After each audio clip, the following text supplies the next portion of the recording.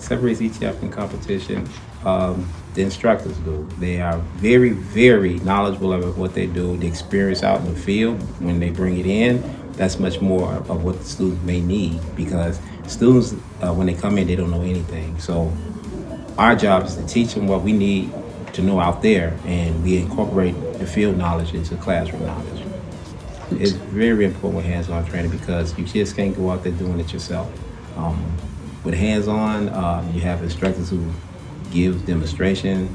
If you run into a sticking point, they will actually come out in your booth and help you and show you what it needs to be done, and basically almost handheld you to help you. I would say enrolling in an ETI, you creating your future. I would say you setting a path for your greatness, whatever that might be. Whatever you consider your greatness is, ETI is here to help you achieve that.